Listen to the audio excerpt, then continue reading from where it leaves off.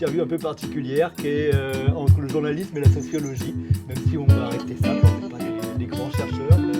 On parle d'une question profonde et on tourne autour de cette question profonde. Et cette question profonde, c'est la culture créole, en quoi elle peut nous permettre de dépasser un moment difficile, un coup de cogne, comme on dit. Et toi, très personnellement, est-ce que tu peux revenir sur un moment vécu où tu as eu cette expérience-là, où cette culture créole t'a permis de dépasser un coup de cogne? Oui, bah, je pense qu'un des gros coups de conne que j'ai eu, c'était bah, c'est quand je suis parti en métropole, donc quand j'ai quitté La Réunion après mon bac. Euh, voilà, à ce moment-là, moi j'avais soif de découvrir le monde, voilà, donc je suis parti à Paris à l'époque. Et voilà, j'ai soif de découverte, soif d'ailleurs, soif voilà, de nouveautés aussi. Et c'est vrai qu'avant ça, j'avais voilà, un cocon très proche d'amis. Enfin, on était toute une bande et tout. Et puis on s'est tous dispersés. Et je crois qu'on a tous réalisé en se dispersant que, ah ouais, en fait, le trésor qu'on avait, ben, on l'a plus forcément, il est moins palpable. Et j'avoue que passer de La Réunion à Paris, en mode étudiant, loin de ses amis, loin de sa famille, sans avoir beaucoup d'argent. Donc, Oui. du coup, quand on n'a pas beaucoup d'argent, déjà, on ne peut pas habiter dans Paris, donc on est un peu loin. Donc, il y a les transports, il y a bon, le problème du logement, tout. Enfin, pas mal de choses qui. Puis la météo, hein, Ouais. à laquelle on n'est pas forcément préparé, même si on sait très bien qu'il va y avoir un hiver. Tu y es Et arrivé du un coup, hiver en plus, non? J'imagine, on part là-bas en octobre ou en ouais, septembre. plutôt ouais, automne, quoi. Donc, Mhm. c'était un peu le début, le début des hostilités météorologiques. Et effectivement, bah, gros coup de connu, quoi. Parce qu'en fait,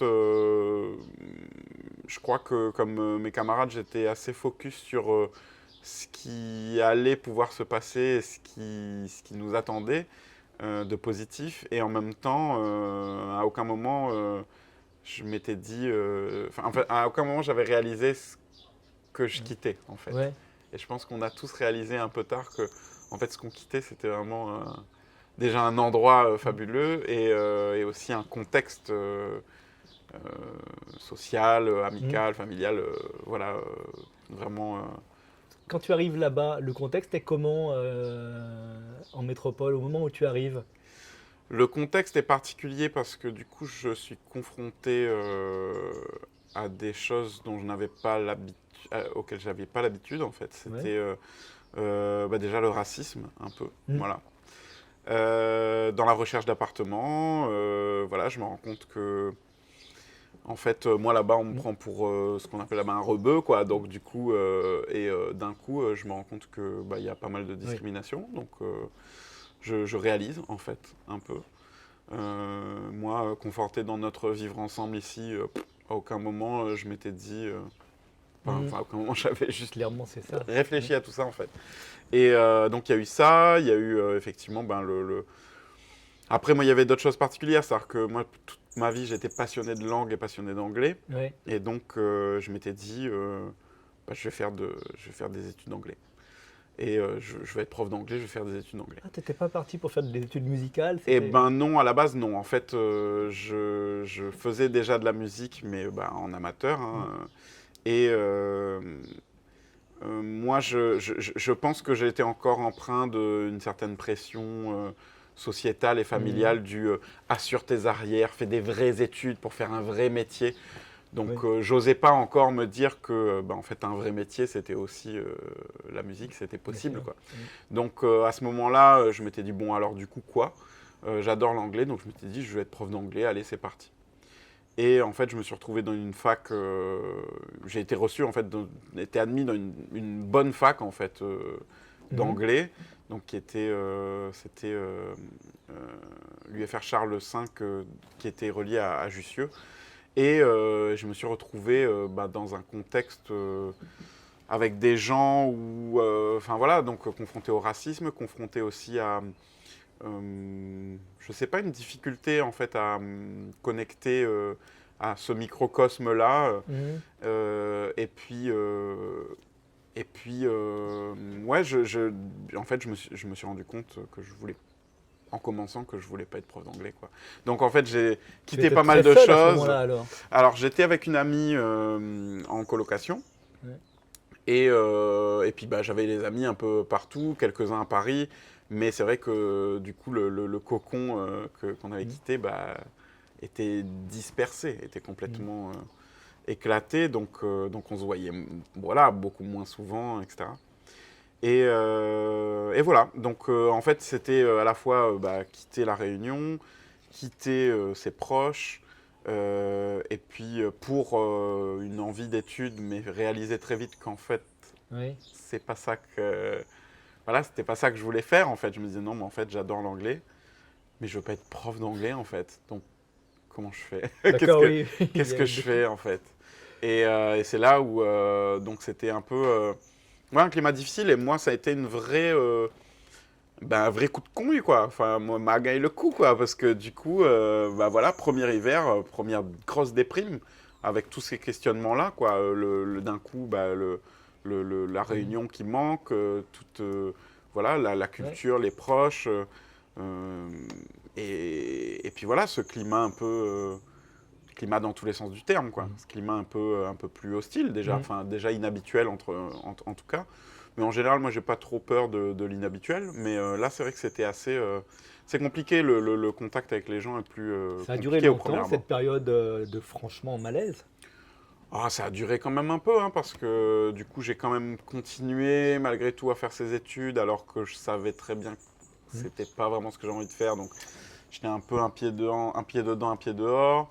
Moi, je continuais quand même à composer. Donc, bon, finalement, la musique a toujours été là pour sauver un peu la mise, mais elle ouvrait une autre perspective, une autre projection, une Mm. autre trajectoire qu'à l'époque j'avais euh, peur d'emprunter. En tout cas, j'avais même l'impression que c'était pas envisageable. T'as Voilà, mis de du temps par avant cette de te rendre compte que la musique était ta voix. La voix royale, quoi. la voie Parce royale. que tu as une couronne. Bah, en fait, je crois que j'ai toujours su que c'était la voix, Mm. mais encore une fois, c'était plutôt une espèce de cordon ombilical pas totalement Mm. rompu. Et cordon ombilical, ça amène certes aux parents, mais aussi à la société. C'est-à-dire qu'il y a encore voilà, tout ce truc-là du vrai métier, etc. Et finalement, j'étais euh, pétri de peurs qui ne m'appartenaient pas, Mhm. de doutes et de questionnements qui ne m'appartenaient pas, et de projections qui ne m'appartenaient pas. Donc il m'a fallu un certain temps pour effectivement sortir un peu ces sacs de mon dos, Oui. en tout cas ceux qui ne m'appartenaient pas, et pour me dire, bah, en fait là c'est ma vie, qu'est-ce que je veux faire et du coup il y a eu plein de questionnements là-dessus sur bah, du coup comment rendre ça possible, parce que bien évidemment ça représente un risque, Mhm. justement parce que c'est peut-être pas le métier le plus safe, entre guillemets, comme on peut le voir. Et, et du coup, voilà, il fallait que je trouve aussi comment pouvoir ouvrir cette Mm. porte euh, de façon assez sécure, même si de toute façon il y a toujours des doutes et des questionnements. Mais voilà, il y a eu toute une trajectoire qui s'est faite bah, jusqu'à ce moment-là. Et Jusqu'à... comment alors tu as réussi à ouvrir ces portes et comment tu as réussi à évacuer cette peur? Tu as même donné le nom d'une société raciste où tu ne te sentais pas dans la ligne de devenir prof. Comment tu as réussi petit à petit à trouver cette voie-là? Il y a eu des événements particuliers qui ont fait que... Bah, je crois que oui, enfin, des événements particuliers, on va dire que c'était. En fait, c'est une suite de tout ça. C'est-à-dire que moi, à un moment, je me rendais compte, c'est-à-dire que dans mon cheminement par rapport aux études d'anglais, déjà, je me disais, bon, en fait, j'aime vraiment l'anglais. J'adore ça. Mm. J'aime parler anglais. Donc, du coup, j'ai toujours composé aussi en anglais. J'ai écouté beaucoup de musique anglophone. Et donc à un moment, j'ai transformé cette question, plutôt que de me dire je sais que je ne veux pas devenir prof d'anglais, je me suis demandé, mais donc en fait, si tu aimes l'anglais, ça veut dire que tu aimes le parler. Donc mettons, transpose-toi. Tu habites dans un pays Mm. anglophone, donc du coup tu parles anglais, donc voilà, tu Mm. es content, c'est cool. Et ça faisait effectivement écho à un peu un rêve américain que j'avais depuis petit. Euh, et du coup, en me posant cette question, je dis, donc voilà, tu es dans un pays anglophone, donc tu parles anglais. Ok. Maintenant, qu'est-ce que tu fais? Qu'est-ce que tu veux faire? Tu y es allé dans le pays anglophone ou tu es resté à Paris en parlant anglais? Alors après, j'ai pas mal bougé. Je me suis... Enfin, du coup, juste Tout à fait. pour répondre à cette question-là, c'était, voilà, bah, en fait, la réponse, elle est venue. Et c'était, bah, en fait, je crois que j'ai envie de faire de la musique, quoi. Mhm. Donc, à partir du moment où ça a été conscientisé pour moi, euh, et que, voilà, je sais que euh, moi, j'avais envie de faire ça et envie de rendre ça possible. Bah, à partir de ce moment-là, j'ai cherché des moyens de pouvoir le faire. Et du coup, grâce à des aides, effectivement, je crois que c'était le CNASEA et il y a un autre truc. Des aides en tout cas de la Réunion, j'ai pu D'accord. du coup m'inscrire dans une formation professionnelle dans une école de musique Mhm.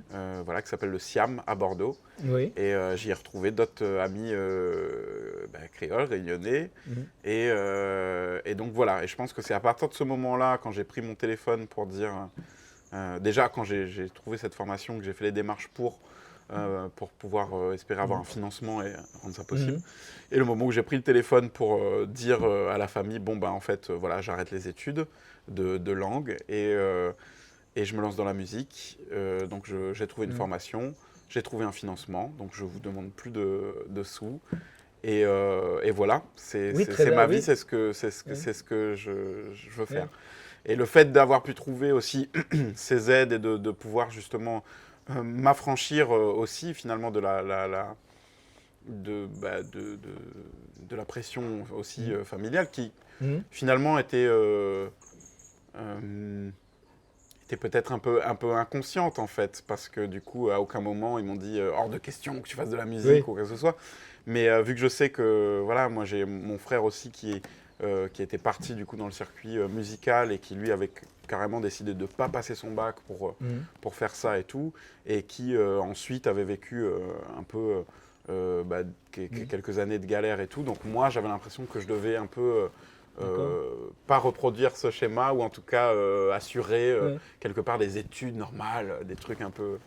Voilà. Peut-être que tu exagérais le ressenti que pouvaient avoir tes parents. Tu croyais que ça leur ferait Exagéré, du oui et mal et non. puis en fait, En ils vrai, quand appréciaient. je leur ai dit ça, ils m'ont dit oui, ben, on te soutient. Mais il y avait un peu les dents serrées quand même, parce que bien évidemment, eux, Mhm. ils y connaissent pas, ils ne connaissent rien, encore moins que moi, au circuit de la musique, à cette Oui, oui. profession-là.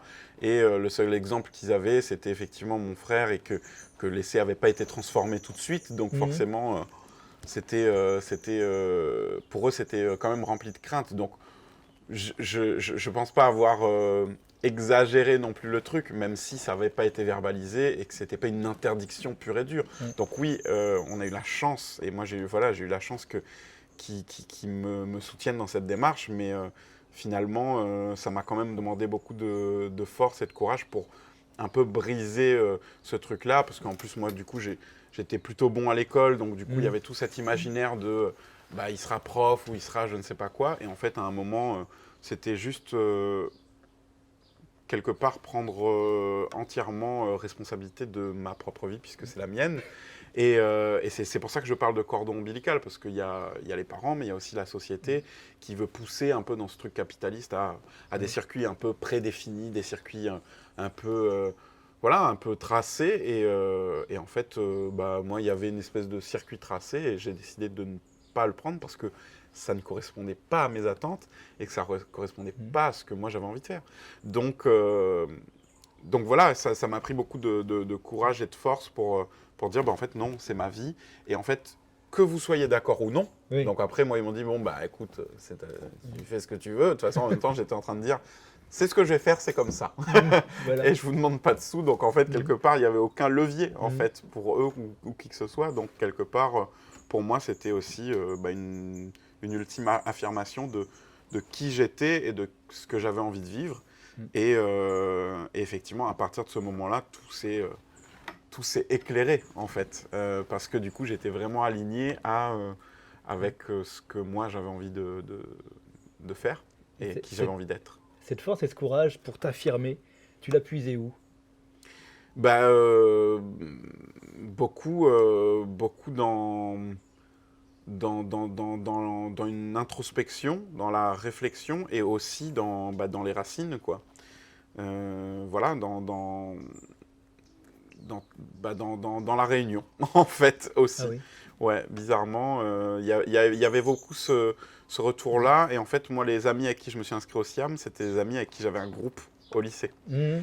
Donc, en fait, il y a eu comme cette espèce de parenthèse-là. Et à un moment, on s'est tous autorisé ça, D'accord. en fait, à se dire, bah, en fait, on arrête nos études respectives. C'était l'équipe des tamponnets qui se retrouvait pour Un partir à peu, Bordeaux. ouais, exactement. Et du coup, c'est vraiment dans les racines au sens large. C'est-à-dire que nous, à l'époque, on avait un groupe de musique de La Réunion. Mhm. Donc, en fait, voilà, c'était vraiment une musique métissée.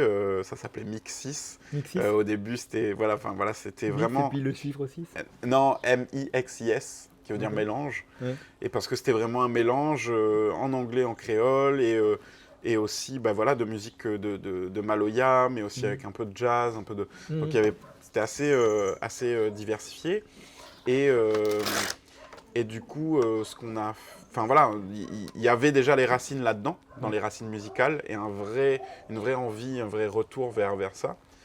Et il y avait aussi les racines, les dallons, quoi. Mhm. Bonnes dallons, parce que du coup, c'était aussi ce retour vers là. Donc, effectivement, si on prend l'image un peu plus globale, c'est effectivement, voilà, les racines dans leur sens large, donc la réunion, quoi. Alors, Et on s'est réunis. Voilà. j'ai pris quelques notes pour voir quels étaient les éléments qui t'ont permis d'arriver à ce moment de grâce où tu trouves ton chemin et on va faire de la musique et puis la voie est trouvée, quoi. Et je notais, il y a l'amitié, il y a, là, je pars par la liste chronologique inversée, hein, Ok. ce que tu viens de me dire, ces racines créoles qui sont importantes. Il y a quand même un moment d'introspection qui a été nécessaire.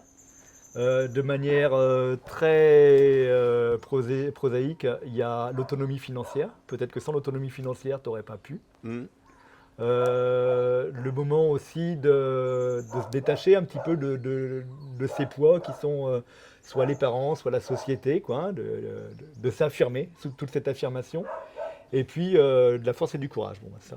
Et si toutes ces valeurs-là que je viens de citer, que tu m'as citées, étaient maintenant réunies en abondance, tu as vraiment tout ça en toi et tu rêves, qu'est-ce qu'on peut en faire de toutes ces valeurs-là? Tu as plus d'obstacles, tu as ces valeurs-là en toi, tu as le pognon, tu as l'autonomie sociale, l'autonomie financière, tu as l'amitié, tu as tes racines qui sont clairement intégrées en toi, et puis tu es en accord avec toi-même parce que tu as fait de l'introspection.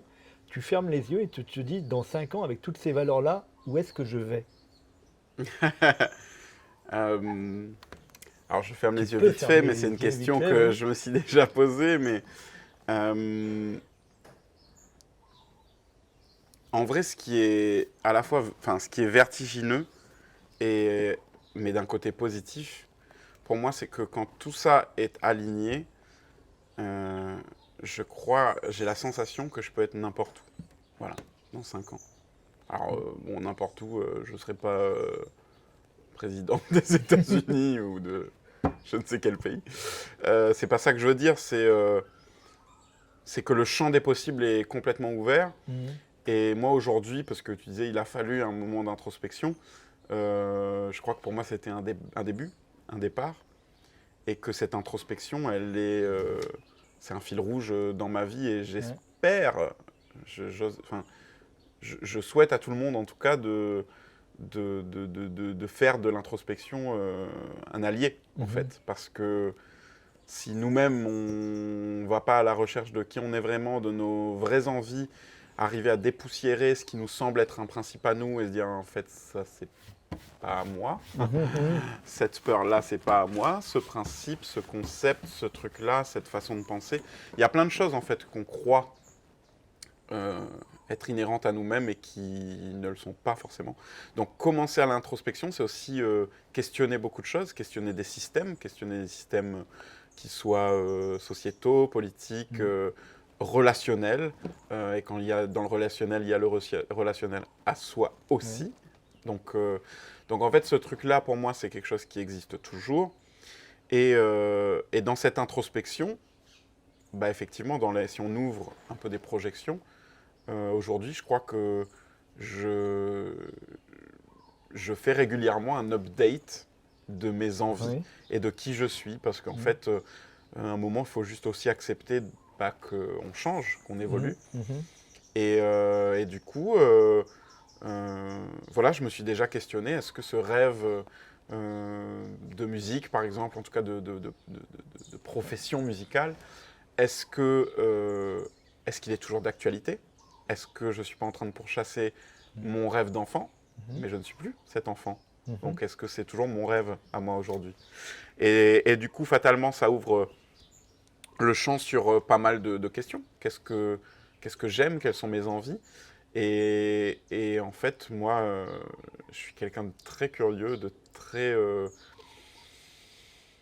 très curieux, quoi. Et du coup, j'ai beaucoup d'envie. Oui, oui, oui. J'ai beaucoup d'envie, j'ai beaucoup d'aspirations, j'ai beaucoup de rêves. Et donc, j'aurais pas une réponse unique à dire dans 5 ans, ce sera ça à tel endroit.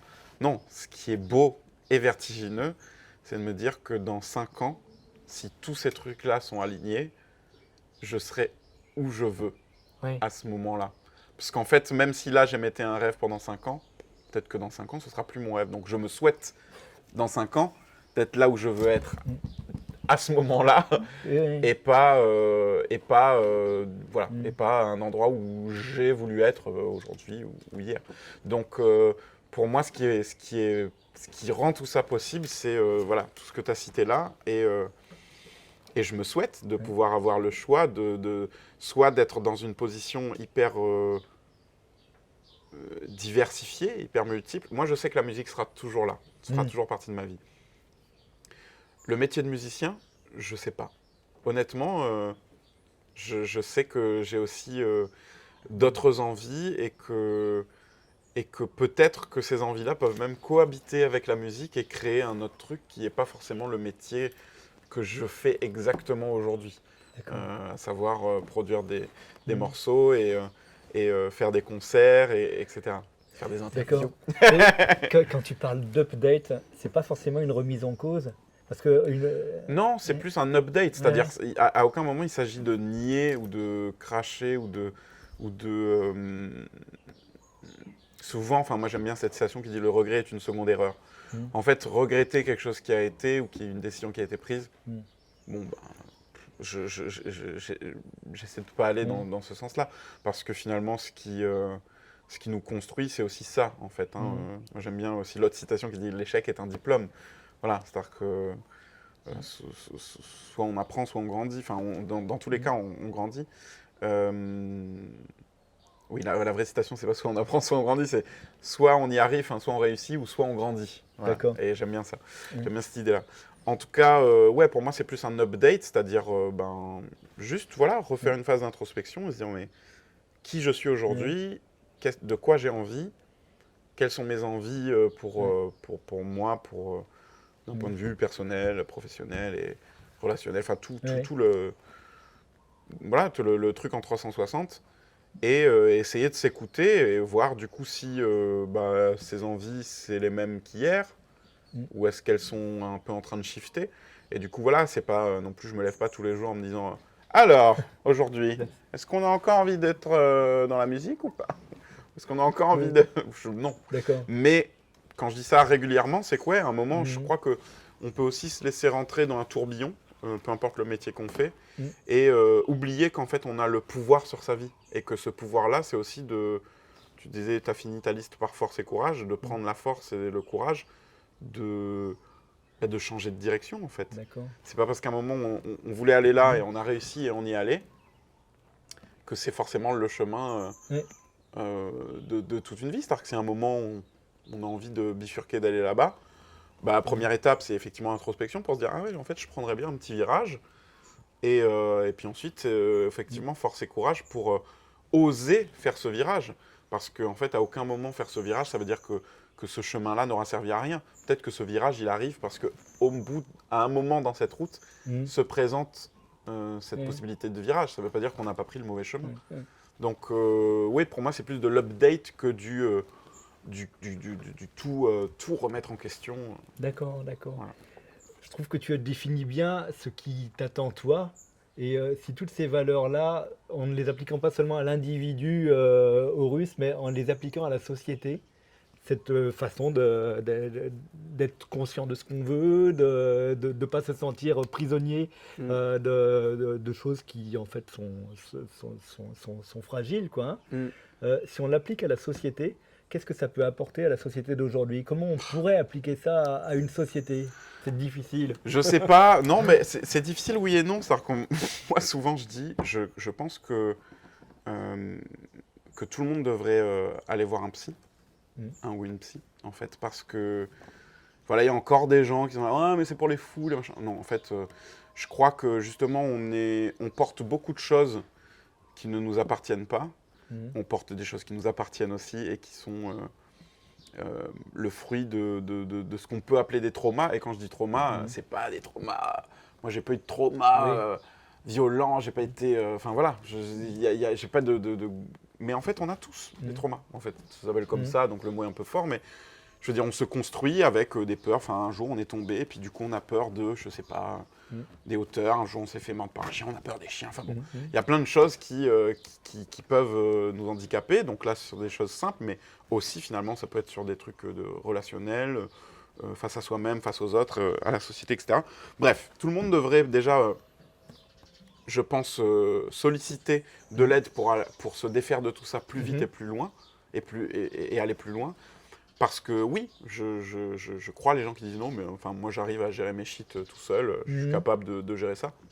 Mais bien sûr, moi aussi, il y a plein de trucs que je suis capable de gérer.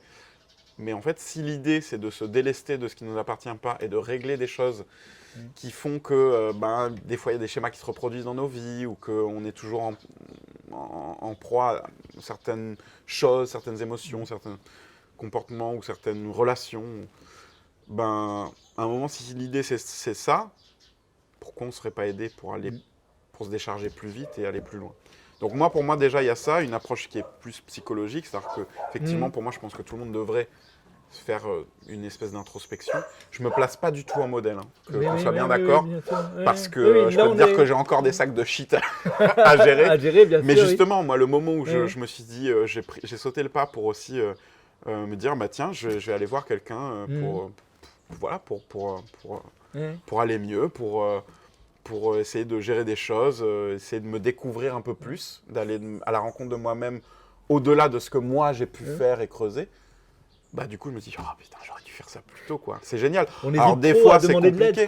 Ouais, des fois, c'est compliqué parce que, on se reprend des trucs dans la gueule, des choses que, voilà, c'est pas un chemin arc-en-ciel.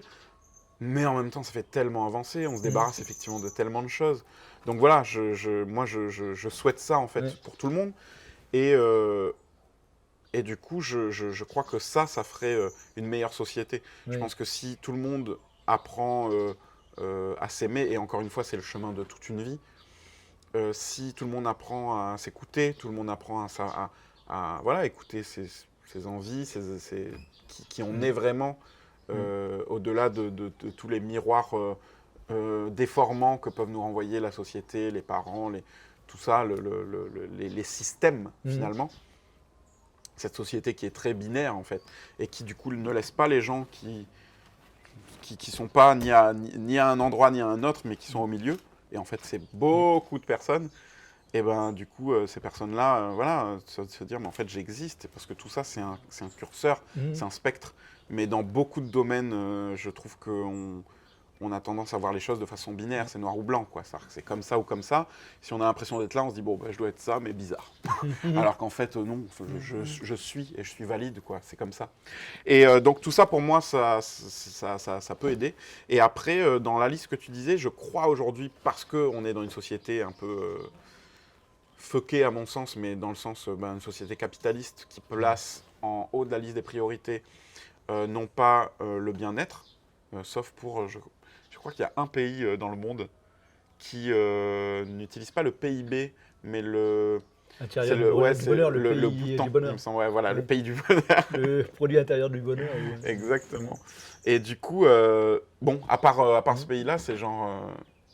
voilà, Ouais. nous c'est vraiment sur des chiffres Mhm. qu'on base une réussite. Donc, du coup, il faut être meilleur qu'eux ou il faut gagner plus qu'eux. Enfin, bon, bref, je ne vais pas expliquer Ouais. la société capitaliste. Déjà, moi-même, ça me tord le cerveau. Mais on la connaît tous parce qu'en fait, on habite dedans. En fait, on vit là-dedans. Et un peu malgré nous. Mais en même temps, par rapport à ta question, finalement, je pense que si tout le monde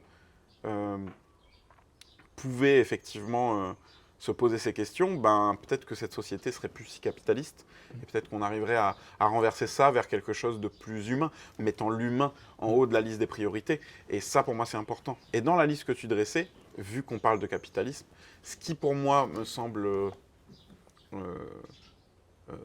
prégnant aujourd'hui, c'est l'argent, en fait. C'est-à-dire qu'il y a beaucoup de gens qui vont dire, bah oui, mais bon, en même temps, il faut payer les factures, il faut pouvoir manger, donc il faut faire un job, et puis voilà.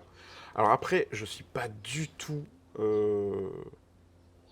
un cadre de la politique et tout ça, mais d'un point de vue philosophique, en tout cas, à un moment, je me suis dit, mais cette histoire de revenu universel, est-ce que ce serait pas quand même un truc super? Alors, encore une fois, je ne connais pas les tenants aboutissants derrière ce programme-là, mais il est juste l'idée, en fait. Et pour moi, cette idée, elle est géniale parce que elle permettrait justement à tout le monde de dire, bon bah tu vois ton loyer, tes dépenses pour tes aliments, tes trucs comme ça, tout ça, c'est pris en charge. Tu n'as pas besoin de travailler encore là, tu as un salaire, un revenu minimum, donc c'est bon. Du coup, qu'est-ce que tu veux faire? Et là, on reviendrait sur cette question. Et du coup, là, on pourrait effectivement aligner encore les choses. Et si on a fait l'introspection et puis même cette question, elle invite à l'introspection et qu'on se dit, bouh, j'ai plus besoin de faire un truc qui me plaît pas pour gagner ma croûte. Donc soit je décide de rien faire et puis mes factures sont payées, mais du coup, qu'est-ce que je fais pour occuper mon temps? Donc cette question, elle reste encore valide malgré ce choix. Ou alors, je décide de gagner encore un petit pécule, mais en faisant un job que moi je veux. Et du coup, qu'est-ce que je veux? Dans quoi je vais m'épanouir? Et pour moi, faire société avec des gens qui répondent à cette question et qui ont le luxe et le choix de pouvoir faire quelque chose qui a du sens et qui leur parle, bah déjà, c'est augmenter la charge de bonheur de tout ce monde-là. Donc, a priori, j'ai l'impression, alors je suis peut-être un peu utopiste, mais j'ai l'impression que ce serait une société moins malade, ce serait une société en pleine santé, avec beaucoup plus de bienveillance, beaucoup plus d'écoute, beaucoup plus d'échanges, beaucoup plus de tentatives, beaucoup plus de légèreté, parce qu'en fait, on ne serait pas non plus sur un truc de « j'ai décidé ça, et puis à un moment, ça me plaisait, mais si ça ne me plaît plus, mais je peux faire autre chose, je peux toujours, en fait, je suis maître de ma vie. » Alors après, c'est facile à dire quand on est dans des pays comme les nôtres, avec des systèmes quand même plutôt pas mal foutus aussi, parce qu'on parle des torts du système, mais il y a aussi des belles choses, que ce soit la sécu ou autre. Enfin voilà, on a quand même la sécurité de pas mal de choses. Donc bien évidemment que c'est plus complexe pour d'autres personnes, mais si tout le monde effectivement avait le luxe d'être en sécurité, avoir de l'argent pour pouvoir subvenir à ses besoins, etc., je crois que Oui, c'est pas forcément le monde énorme. entier serait un endroit mais complètement différent de celui qu'on connaît aujourd'hui. Mais ça prendrait un peu de temps parce qu'en fait, c'est hyper déstabilisant de s'emparer de ce pouvoir-là, en fait. Du pouvoir de dire, je peux tout faire, je peux être qui je veux, je peux faire ce que je veux. Et là, d'un coup, c'est vertigineux. Mais en fait, je crois qu'on peut se servir de ça pour explorer, en fait. Et on est là qu'une fois après, peu importe les croyances, peut-être plusieurs, j'en sais rien, mais dans cette vie-là, maintenant, tout de suite, on est là que maintenant. Donc, allons-y, quoi. Tu es en train de répondre à ma dernière question, en fait, pardon. peut-être. Non, mais justement, ça veut dire qu'il n'y avait même pas besoin de la poser. C'était quelles sont les actions ou quelle est l'action à mettre en place aujourd'hui, ici et maintenant, comme on dit, pour faire société comme... Comme je disais, effectivement, moi, je ne sais pas concrètement sur ce truc de revenu universel. Bon, c'est quelque chose que... Voilà, l'idée, le concept me parle. Maintenant, à voir derrière comment ça se concrétise, parce que bon, voilà, j'entends ici et là, mais j'ai pas creusé le sujet, dire que oui, mais en fait c'est une entourloupe parce qu'en fait après ça enlèverait plein de droits sociaux ou je ne sais trop quoi. Bon, donc ça c'est pas quelque chose que je maîtrise, donc je saurais pas. Par contre, je crois que ce qui peut nous être bénéfique à tous et à toutes, c'est d'essayer de faire ce qui aujourd'hui est en notre pouvoir. Et ce qui est aujourd'hui en notre pouvoir, c'est déjà se poser des questions. Se poser ces questions-là de qui je suis, qui je veux être, quel changement je peux opérer dans ma vie pour pouvoir aller vers cet idéal, entre guillemets,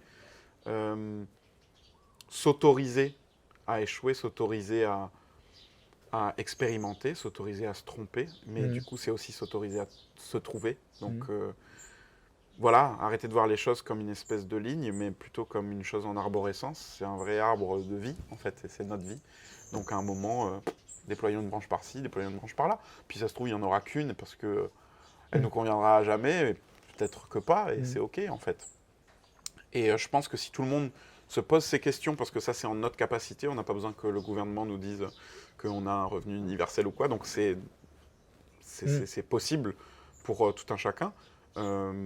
C'est, voilà, effectivement, se poser un peu ces questions et essayer, tant que possible, d'y répondre et d'aller, du coup, faire les changements qui peuvent se faire. Bien évidemment, c'est pas évident parce qu'on ne peut pas tout chambouler, encore une fois, par rapport aux règles du système dans lequel on est. Mais je crois que ça pourrait déjà faire pas mal de différence. Et effectivement, moi, l'introspection, le développement personnel, la connaissance de soi, je pense que c'est une clé parce que c'est une façon après de mieux peut-être appréhender l'autre, d'être peut-être plus empathique, d'être plus à l'écoute, de prendre un peu de distance parfois, et puis en fait accepter aussi, quand je disais accepter les erreurs, accepter que même dans ce process-là, on puisse complètement se viander, quoi. Et à un moment, complètement être centré sur soi, et puis plus entendre l'autre, et puis à un moment, justement se reposer la question et reprendre de la distance sur soi-même, sur ses peurs. Donc pour moi, c'est vraiment une espèce de sinusoïdale comme ça.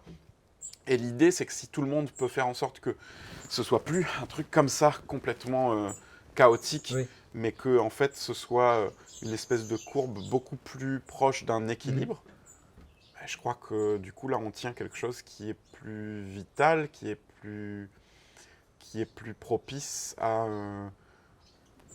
un vivre ensemble meilleur, quoi. Voilà.